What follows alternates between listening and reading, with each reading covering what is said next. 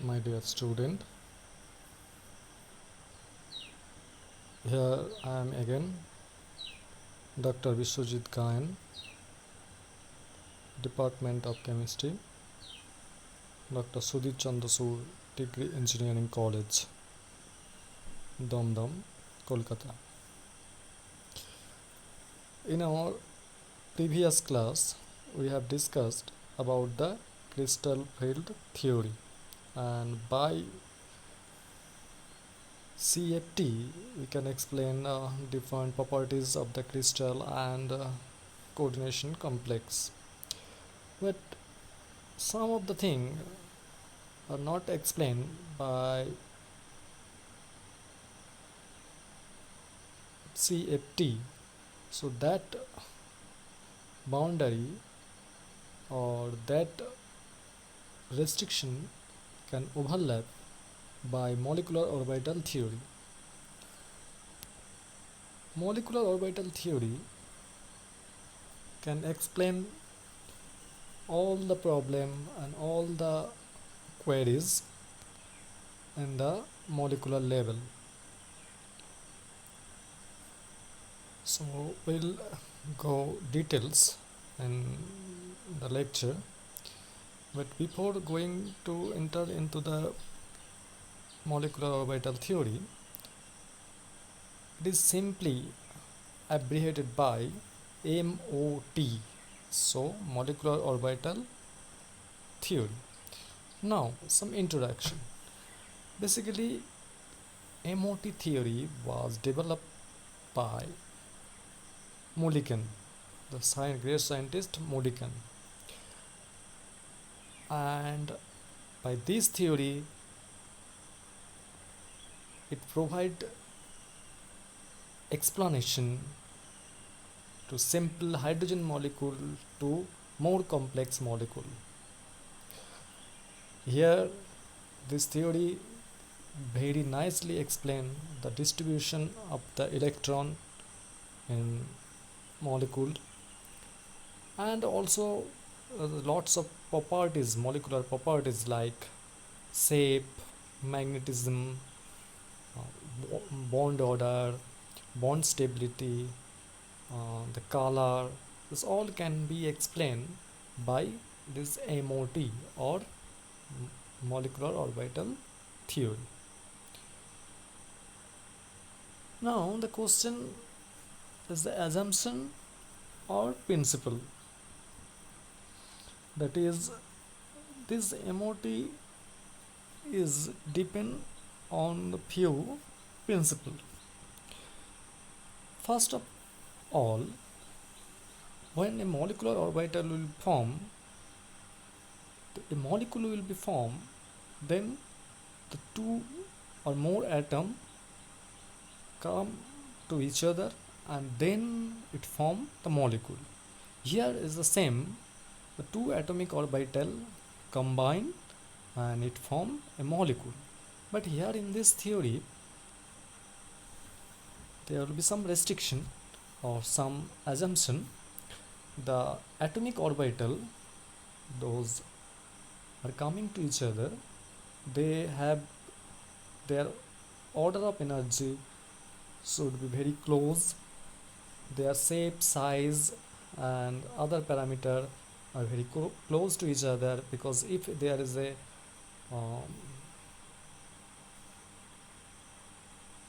any larger energy difference or a symmetry difference, then they are not able to form bond. So that is the model of fitting. Now when the two atomic orbital form a molecular orbital, so obviously there will be two molecular orbital will be formed. So two atomic orbital form two molecular orbital, so number of the atomic orbital will be same that of the molecular orbital form. So now in molecular orbital two type of bonding are possible. One is the bonding, another is the anti-bonding. So very simple, molecular orbital are two type, bonding and anti-bonding.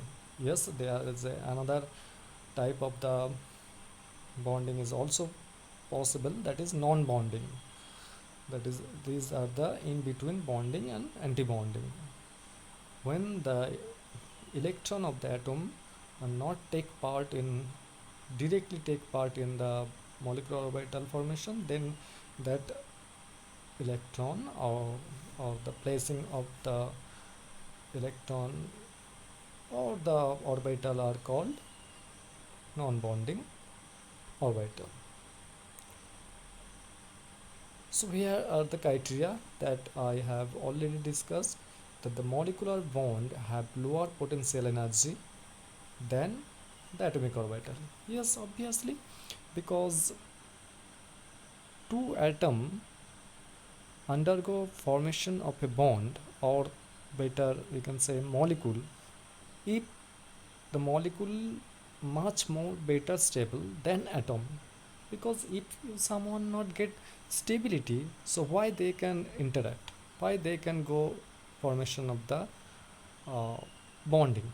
Because uh, in our universe any system cannot try to attain high energy, but they are all try to attain lower energy or stabilize itself.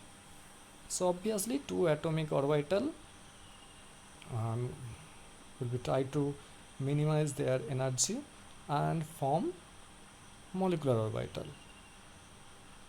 and thus electron prefer the molecular orbital or molecular bond, then it gives stability. So there are the principle or the some consideration. I have already told you, that is equal number of orbitals. So the number of the participating atomic orbital or same that of the number of the molecular orbital form. So if the two atomic orbital undergo molecular orbital formation, MO formation, then it should form two MO. Clear? And here one is the bonding, another is the anti-bonding. Now atomic orbital of like energy. Yes, atomic orbital will be interact along the internuclear axis, then their energy will be more or less same. If the energy difference very high, they are not able to come in the internuclear axis and their energy difference will be high, so they cannot able to form bonding. And the order of energy, yes, you know that the order of the energy. So bonding orbital have the lower energy, non-bonding orbital has more energy than bonding orbital, and the anti-bonding orbital energy is very high and it destabilizes the system. So if the electron enter into the bonding orbital, then it gives stability, but if electron enter into the antibonding orbital, then it provide destabilization. And another thing, for the filling of the electron, placing of the electron, uh, Pauling exclusion principle and Hund's rule are applicable. It is a very simple case, as like CFT or OST. So there are two type of bonding mainly. One is the bonding molecular orbital, another is the anti-bonding molecular orbital. So bonding orbital uh, get stability or provide stability, but anti-bonding orbital provide destabilization because its energy is high. So now these are the thing, when the two s orbital, that is here, are in the same phase, suppose plus plus or other thing, or the same phase, basically same internuclear axis, then it form a sigma bond and its energy is very low. But if they are in the opposite phase, then it form this anti-bonding orbital. These are the obviously molecular orbital, and this is denoted by sigma star, and this bond is not stable, actually destabilizes the system. So this, if the electron enter into this bonding orbital or sigma orbital, then the molecule will be stable, but if it enter into the antibonding orbital, then it will destabilizes the system. Here sigma bond and sigma star. So bonding orbital are abbreviated by sigma or bonding MO. You can very precisely can say it. Bonding MO and anti-bonding MO. Bonding MO is abbreviated by sigma and anti-bonding orbital is abbreviated by sigma star. So sigma provide molecule the stability and sigma star provide the molecule destabilization. So here actually this is the molecular orbital diagram of the hydrogen. Here if you look that this energy level is the atomic orbital energy level. So there are if you consider the hydrogen, then that is if the hydrogen atom, then that is 1s, but in case of the H2 we have no idea. So here by molecular orbital,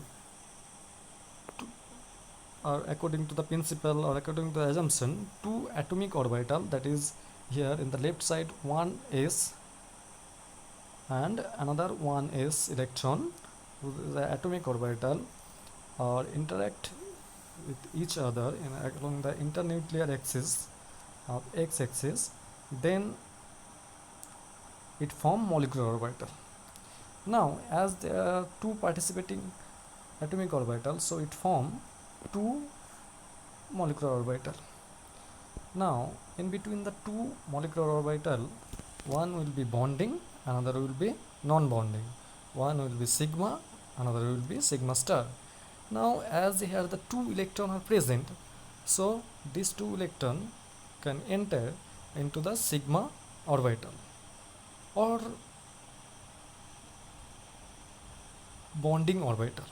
So when two hydrogen atom form a molecular orbital, two electron enter into sigma bond or bonding orbital, so it provides a stability of the hydrogen molecule. So yes, there is a possibility of formation of the hydrogen molecule.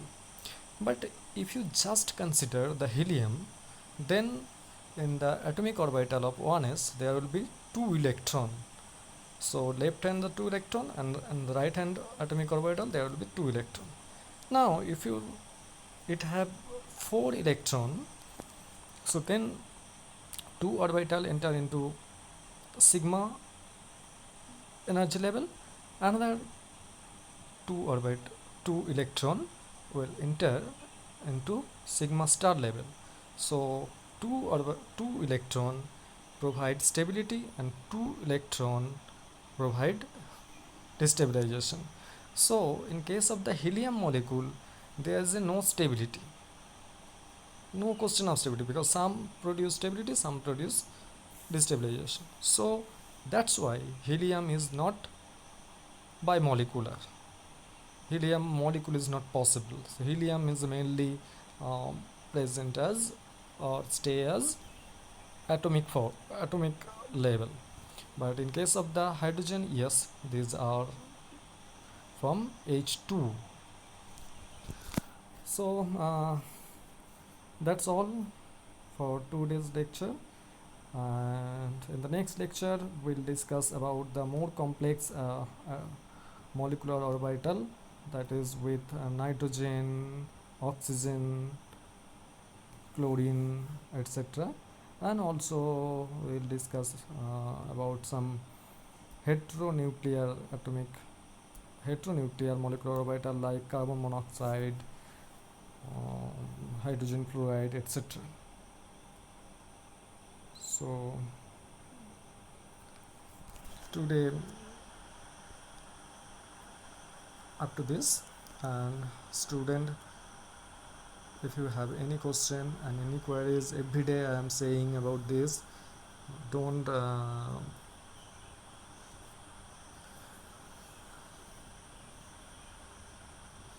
student, don't feel some that is, if you feel some doubt, don't keep it in your mind, but if you can express it in my account in your Google Classroom, so I will help you obviously. And hope that you all have enjoyed the class, and I will ask you to join the next class to